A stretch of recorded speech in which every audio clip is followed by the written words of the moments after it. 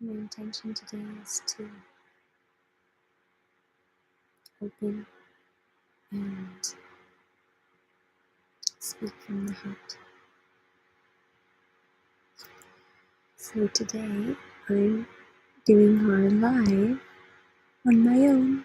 There's a lot of things going on, and so it was keeping on getting pushed and pushed and pushed and pushed back. So today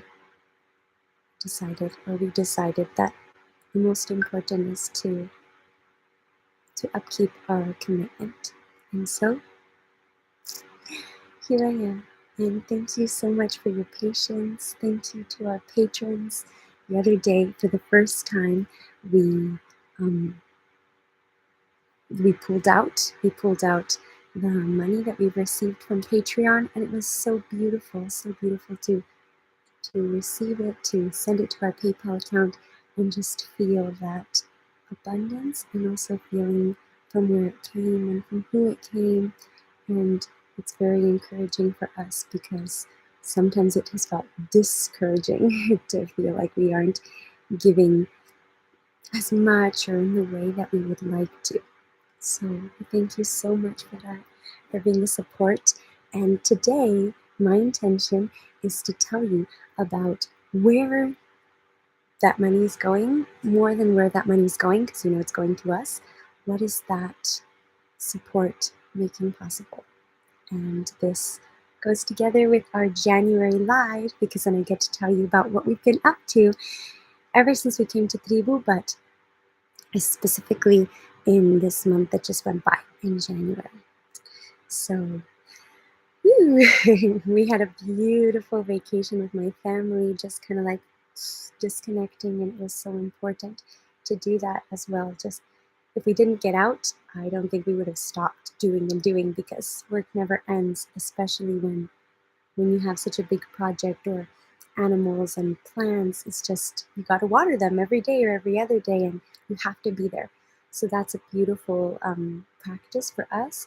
And also it was so necessary to just step away, and honestly, it was a lot of learning for us, because when we got back, the house was a mess.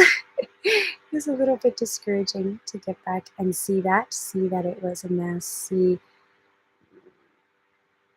basically the way that I have been able to condense that learning. It was, we were able to see how well did we make agreements? How clear did we make agreements and set things in place so that they could flow? And so a lot of things went great. Like Aaron said, nothing's broken. Okay. But other things we realized we definitely did not leave clear enough, and so that was a good lesson for us. Like I said, nothing broke, but it was revealing to see, okay, we can definitely do better in the communication department, definitely could have done better in many areas, but that's it's learning for us. And again, if we hadn't left, there wouldn't have been an opportunity for those things to show up, where we were lacking, where we maybe could have done better. So it was a very good experience. And something that we've been practicing is just having that confrontation that can be healthy, confrontation that can be soft, like I can come and tell you, hey, I felt really discouraged that we made this agreement, and when the time came to it, I felt like you didn't remember, or like you maybe didn't even care, or like there wasn't an agreement for you because you didn't upkeep it.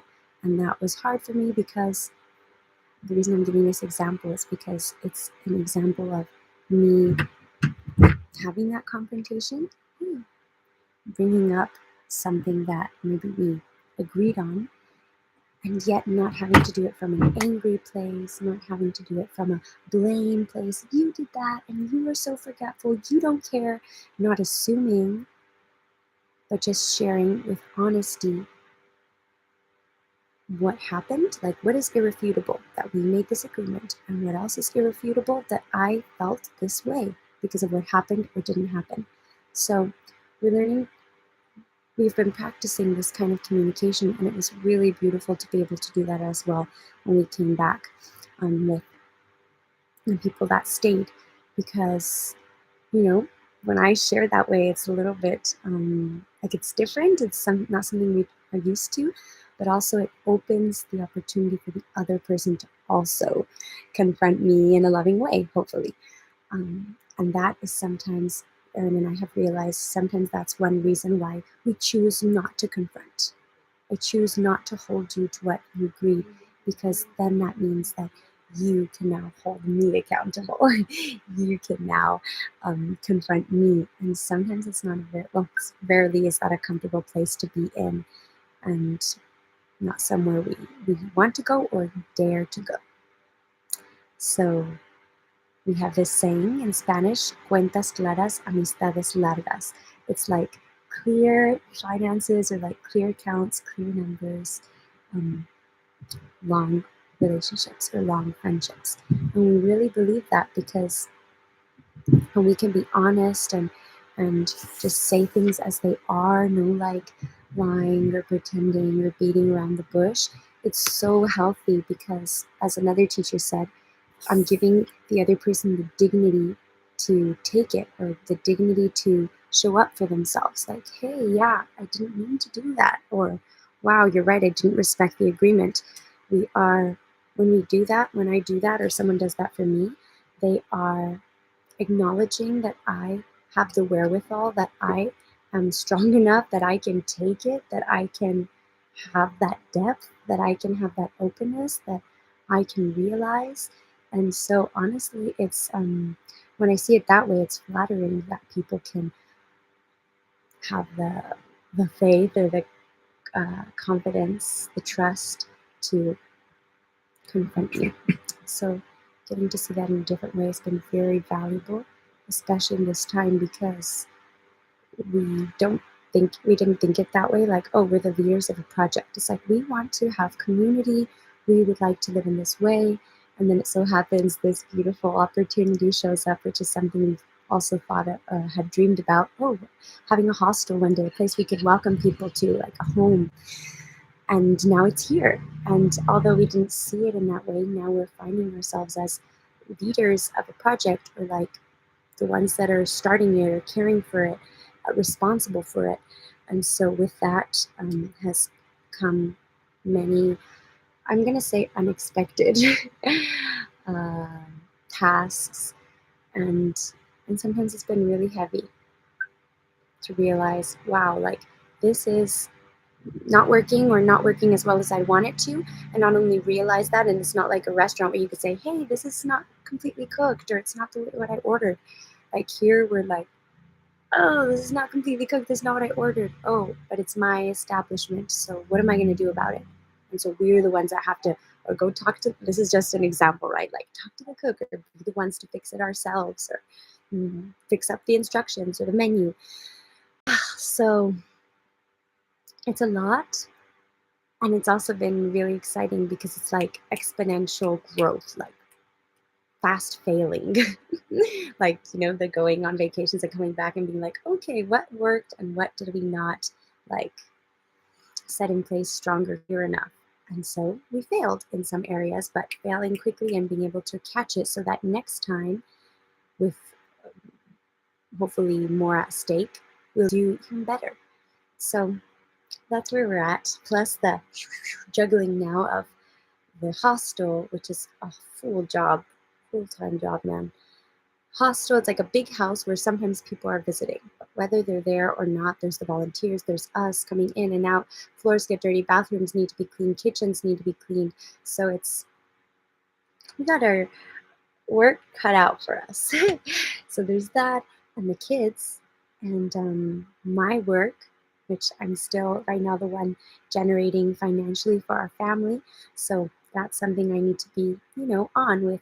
If I have online sessions, or if I have a workshop that I'm giving, I need to prepare for that. And so we're learning to flow with my time that I can respect, for having help with the kids, and meal prepping. And I've gotten to write a lot about this, because it really brings so many clashing, well, more than clashing, simultaneously present emotions. So sometimes I want to feel sad right now, but you gotta be with the kids. Calm down. Wait, I just want to be snuggled. I'm pissed. All these emotions, like, whoa, which one do I feel? It also can feel overwhelming sometimes. And so it's been very special for me to be able to practice practices like swamping, which I've been doing in the women's circle, which is basically like, what is a swamp? Muddy and gushy and not very clear water and kind of just like stuck. So when we feel that, all these emotions, swamping is like letting ourselves wallow in them for a little bit, but more than just like wallow and sit, and it's like inhabit them. Like, let me wear this, let me put it on and see what it feels like and express it. And the body, what does the body want to say? What does my voice want to say? And oof, medicine. It's been medicine. and And it feels like when there's all of this, the best thing would be like, don't add anything else, like no yoga, no meditation. That stuff is like, it's not even getting things done.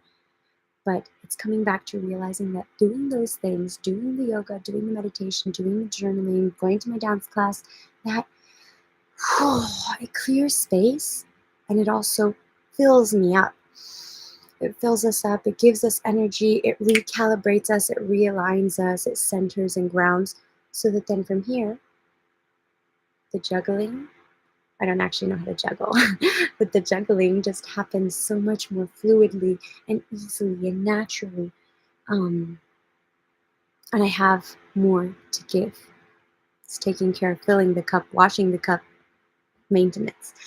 So we've been doing really good with that every morning, Erin, and most mornings I do as well have my time. But I've been being quite nocturnal some nights, so I'm sometimes doing lots of work and stuff in the night, late into the night, and then the next morning maybe just sleeping all that I can until we get the boys up for breakfast. So that's what we're up to, taking care of the hostel. And I want to tell you a little bit about the hostel and TRIBU. So this is a little bit about our inner world. And Aaron also is, oh my God, bless his heart, like last minute about our inner lives. I've been realizing that depression, what is it for me?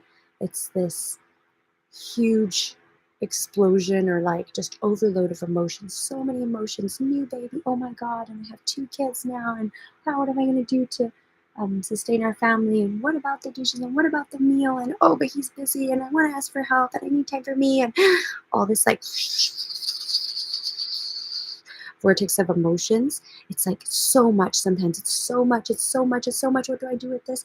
That the body's like, wait, hold on, turn it off, shut it off. And it just goes down into depression. Depression, deprimir, go down, take it down, take the pressure down. Presión, depresión, take the pressure down. And suddenly you feel like this. And sadness, this emotion, this feeling of like, it's for going inward. It's for going with myself. It's for looking inside. It's for inhabiting that and then being able to express it, and maybe eventually coming to a peace of mind again, a stillness, and then being able to get back up.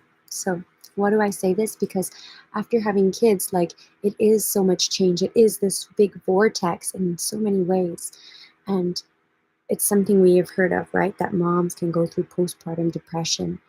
But something that I have not heard of is the dads.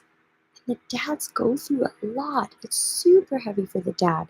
Super heavy for the man who, on top of everything, experiencing so many changes and maybe like limitations or new responsibilities, just like the woman, what he has different is that he doesn't feel that biological pull. Like, the baby didn't come out of his body and he didn't like build it there. So he's not like programmed to be aware of the baby and like feel the need to have the baby. Like, for them, it's sometimes the easier thing would be just to like let it go. But but they gotta be there, right? Like their morals, their mind, like they know, okay, I'm the dad. I gotta be there. I gotta help, right? And of course, they're also motivated by their heart, right? But what I mean is they have this extra factor, which is not biological like ours so much. So that's really heavy because it's like this mind game where he's finally off doing work and like, okay, I can finally give myself here. And maybe we made this little agreement, which for me is very important. And then and finally getting to work and be present, which is such a beautiful strength of Aaron's. You can forget about it so easily. Forget about that little agreement that we made that is so means so much for me because it has to do with the kids, or it's finally going to give me a moment, or it's going to help me be on time for my meeting. And so, in that respect, we're really struggling, or he's really doing his best, and I admire him and I also feel for him. So, that to close up our inner world and say a prayer for Aaron is so amazing. So, I want to close that little spot to come a little bit to TRIBU, tribe. So, what are we doing there? We've been traveling for a while, for about almost 3 years, back and forth, Canada and driving through Mexico and visiting different projects and people and places and trying new things as we have ever since we got together. And by trying new things, I mean like we've done cooking classes and bake sales and workshops on healthy eating and ballooning and English classes and a course that I designed when I was pregnant with Callie, and etc.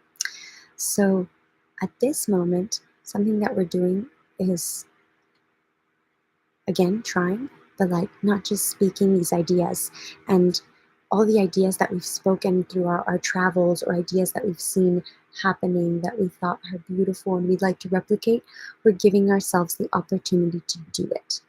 And it's been a funny time because it's kind of unpredictable with this whole like virus situation and people being sick or not, or being afraid of interacting. It's a little bit, yeah, unpredictable to use statistics like before, like, oh, what day do people usually go out? Oh, Friday nights.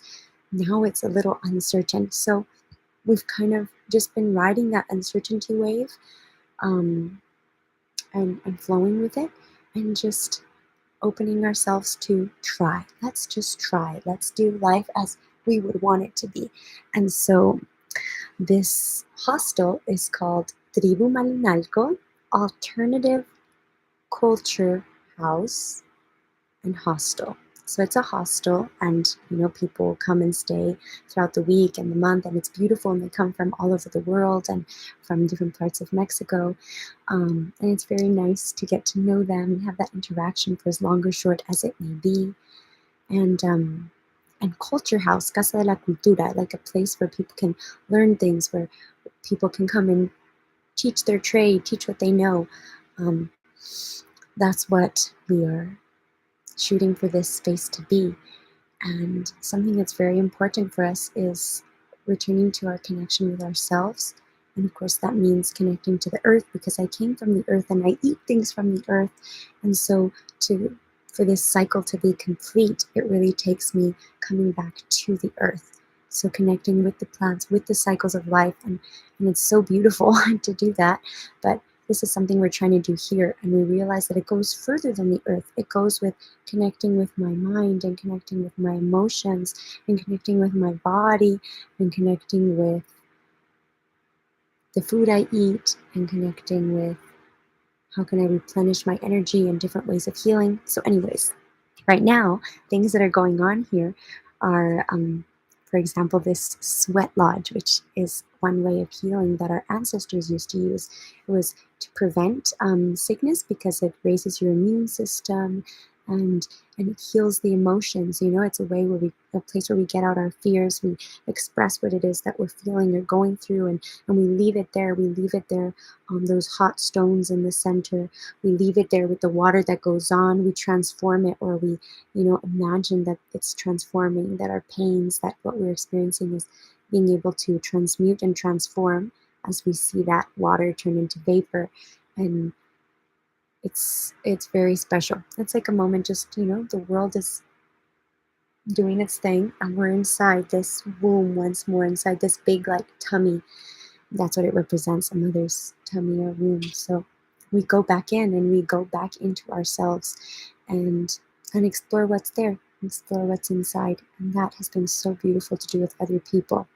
We did, at the beginning of January, I think, we did our first nudist temazcal, sweat lodge, and it was so special. Like, the circle, the things we shared were just so deep, like so deep, in things that we all experience.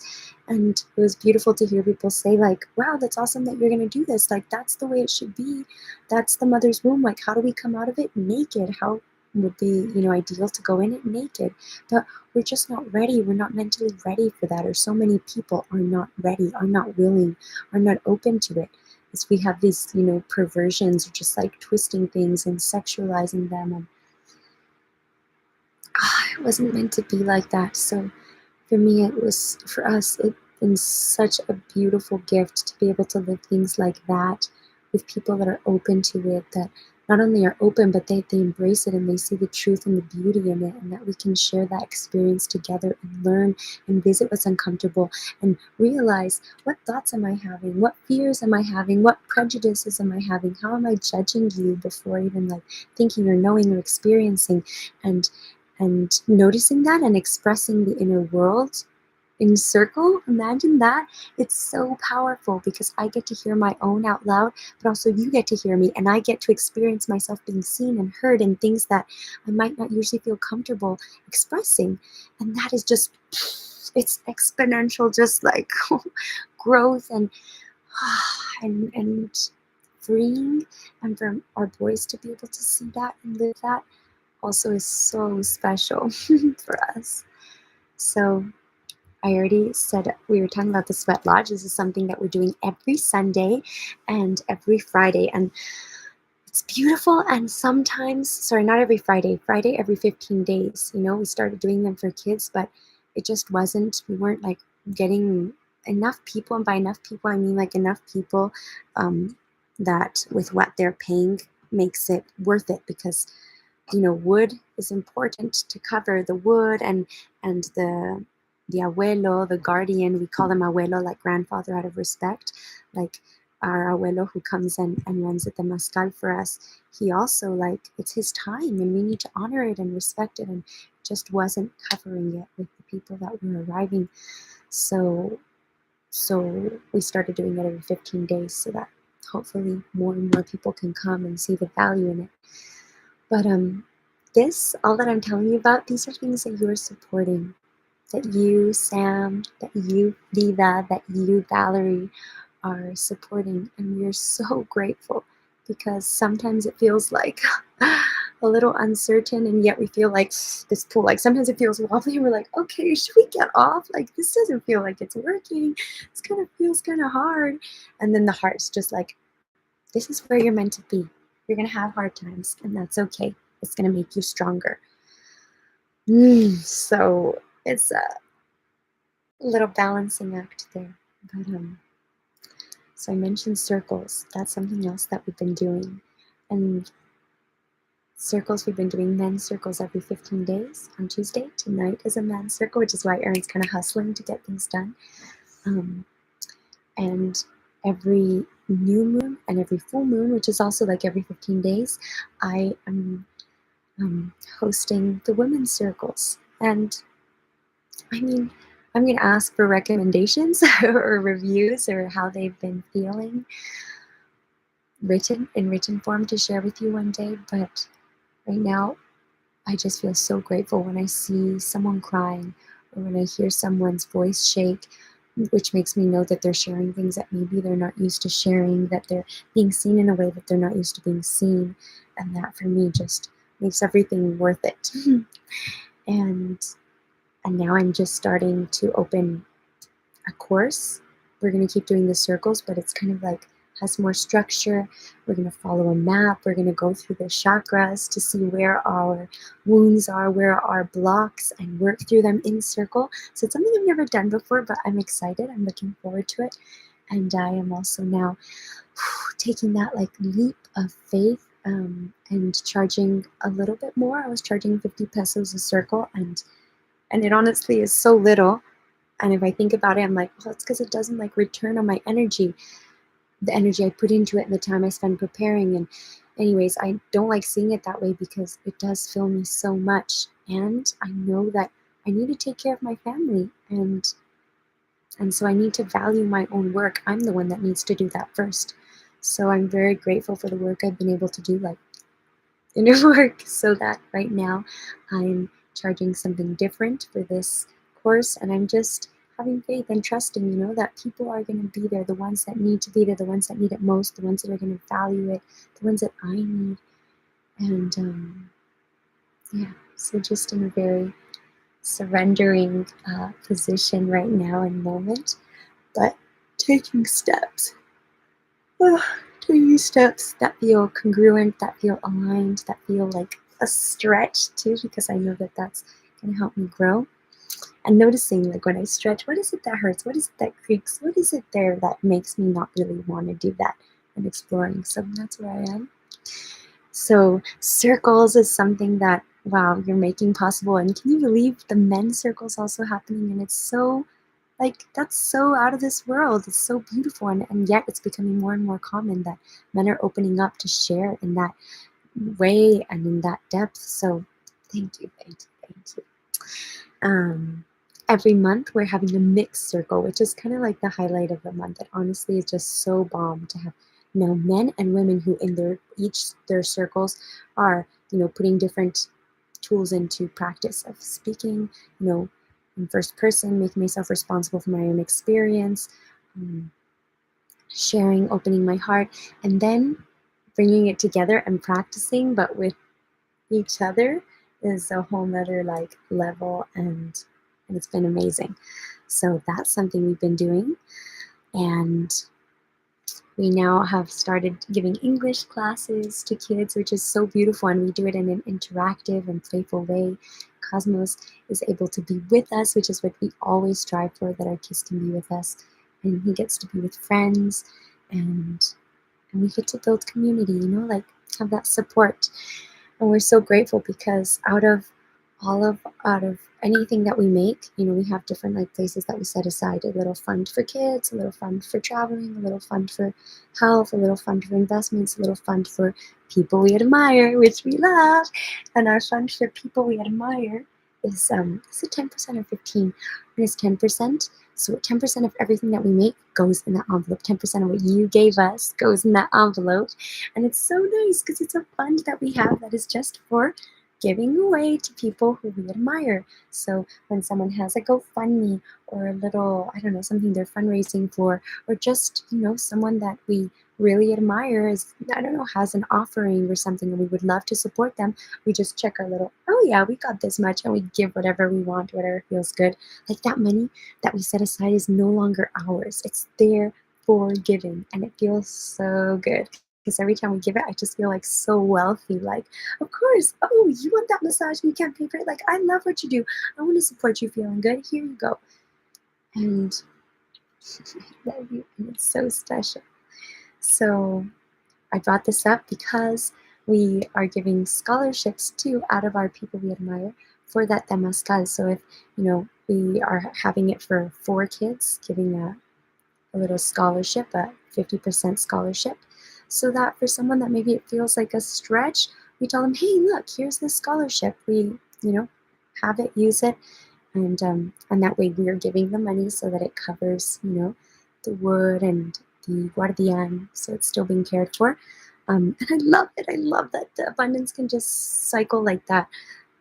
It's been a beautiful exercise in just reframing our relationship to money, because like money right now, it's just these coins and these bills, right? But one day they could just say these bills are worth shit, and you're like, oh my God, I have all these bills that I worked for. What's up? So right now, bills work for us here. We trade those for our food. That's how I say it. We trade it for our food. I trade my energy for those bills. I trade those bills for the food. And eventually I'm going to have more and more of my own food in my garden. And maybe one day it's going to be apples, so then I'll, right now grow apple trees so that one day when it's apples, I'll be able to trade apples or be paid in apples. So I just see it like that. It's just energy being exchanged. And right now it's in the form of bills. So you know what? I love money. Why? It allows me to do those things, to support those people, to eat healthy food, to infinite things. So, yes, scholarships. Thank you for that. Thank you for making that possible. What else are we doing? Well, in here, we also like announce and what was I going to say? Publicar, publicize. Yeah, we announce and that we create or lead or welcome conscious gatherings, conscious encounters like these circles, like parties, like Cosmos Party, where, people don't have to do it this way, but for his party, we didn't have a bunch of sweets in the piñata and we didn't have a bunch of sugary things and a bunch of gifts. We had like no gifts or counted gifts. We played games together. We said things we loved about Cosmos. It was just a different kind of interaction, and that's what we want to have here. So one of our other invitations, which is our social experiment, is that we are free of smoke and alcohol. So that pushes away some people for sure, but it also brings the people that we want. And I think we're experiencing the learning curve, where those who, where we might be experiencing like more of a low season because it's a recalibration. And that's why it's so important for us to be congruent with what do we want, and not only do what we want because that's what we want in our lives and we're going to attract it, but also those things that we don't want or that we're steering away from, really make sure that that's what we want, and continue on the path that we do want, so that we're not hinting like, okay, well, we don't know, maybe we sometimes want to smoke, then we just need to be clear with the universe and with God and spirit about what it is that we want. So that's an exercise for us in constant congruence and revisiting and realigning. So lots of learning. Oh my goodness. I want to look at our calendar just so I could tell you if I'm forgetting anything. So we are doing yoga classes, which is beautiful. And I hadn't done yoga since a little while before Callian was born. So it had been like 7 months, and I did a class this Sunday and last Sunday. It's just so special, and I'm so grateful that we're able to share that with people, that they can come and have this class where they connect to their bodies and they still their mind, and it's all about like confronting yourself. Like the only thing that comes up, all my issues, it's just with myself. It's nothing is external. It's all within me. So I really like that we're able to provide the space for people to come and experience that and come out of it and know that, we're going to hear them and they can share it and we can hug them. And papacho, that's what I love, like this container, like this contención, just being able to hold you, to ground you. And that's been something that has happened in TRIBU. Erin was saying, I love that I'm here and I turn around and I see you talking to this person and there's tears in her eyes, and then I see you this other way and there's two people hugging. Like, it's not like all the time, but it's so beautiful that that's something that can happen, and that's something that it's just born from us in this place. So I'm really grateful for that. Today I woke up and got the kids ready, did our thank you snuggles, and went over the wall to TRIBU, and I saw one of the women that's here, good morning. Then I see our friend Gabrielle, good morning. Then I go inside and there's the other girl making coffee. I'm like, wow, it's so nice to have so many people to say good morning to. One of the beautiful things that I miss from my childhood of growing up in community is that so many people to give hugs to and say good morning to, and that I feel loved by or embraced. So that's so nice to offer to our kids as well. And last but not least, English classes. We had a movie night here. My dance teacher is doing like this ambulante, like nomadic cinema, where he'll take it to different places, and he has a projector and they put on a movie, and you pay a little bit, and that money, what he raises from there, he's using it to support himself, and so that he can take these movies to other further away, more marginalized communities. So I love it. I just love the things we're able to support and like do. And the other day, this holistic doctor who does like Chinese medicine came and used rooms so he could give some consultations. Like, I love that. I love that it can be here. So honestly, I'm so grateful to be able to be sharing this, because sometimes it feels like, oh, like my focus is more on like the heaviness and the load. I'm like, okay, how can I organize this? How can I like make this feel less heavy? How can I delegate? Which is also good, but it's so nice to take a moment to focus on all the beauty that is and that we're living. And Aaron and I are doing really good, especially after questioning our relationship and like deciding that this is what we want. Seriously, I think I've already mentioned it, but I can't say it enough. Like the way we're able to talk now, like not afraid and just really truthful. Like every time it's just a layer deeper of truth and openness, and it just gets better. So I'm so grateful for that, and learning to be patient. So it's really lovely.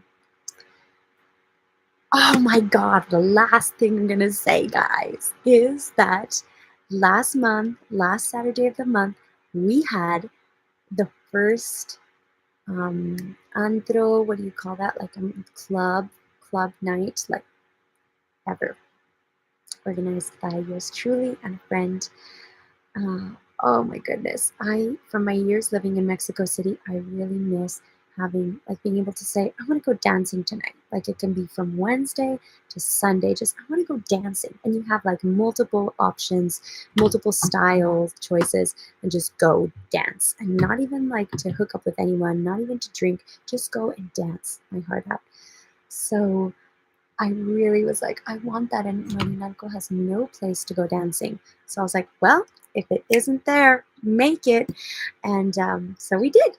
I collaborated because I didn't really want to mess with the whole alcohol and smoking or having to forbid it or anything. I was just like, let's just, for the first time, well, this was an idea of a friend, but we went to this beautiful little project that's another little culture house nearby, and that's where we did the club, like club party. Like that's my idea. Like it's like the club, as in, you know that it's open on whatever dates, and you can just go and dance. And you know that there's music, and maybe there's a bar, and they have a medicinal bar. So they serve like cacao and kombucha and ginger beer, like made with ginger. Oh my goodness, it's so nice. And so we did it, and the kids were there. We took the tent, the little kids hotel, so when the kids were sleeping, we lay them in there and just get to dance our hearts out. Oh my goodness, and it was so healing. It was so good, and every time it's going to be better. So that was another way of bringing in this beautiful experience that I want to have in my life, but how can I do it in a more aligned way with who I am now, a little more like conscious, enjoying, and then invite other people to ride along with. And it was so beautiful. So I'm very grateful for that, and still going to my dance classes and getting stronger every day. Wow, I haven't seen my muscle in a long time. That's nice. Oh my God. But oh, it's a beautiful balance. And remembering and returning to abundance. The other night we had a cacao ceremony here, and it was about connecting to abundance and reframing and visiting, and we had a beautiful like circle of dialogue. Just what is abundance for us, and what is it like when we get out of alignment, and how can we get back in alignment, and how can that show up in our daily lives? And it was so rich and so good. So riding that wave still. Very grateful. Very, very grateful. With so much work to be done, so much inner work, and realizing how imperfect we are and stuff. So grateful for this space. Well, my boys are waking up from their nap, so that's my cue. Thank you for being here, and this has been beautiful. Thank you, and we have some surprises coming up soon, some videos in editing, and come visit us in Malinalco. It's a beautiful place. Bye-bye. I hope that you remember you have everything that you need, and when you forget, pause and breathe. And remember that you got it, that it's there. You don't need to look anywhere else but inside of you. But if you need a hug, you know where to come. Bye.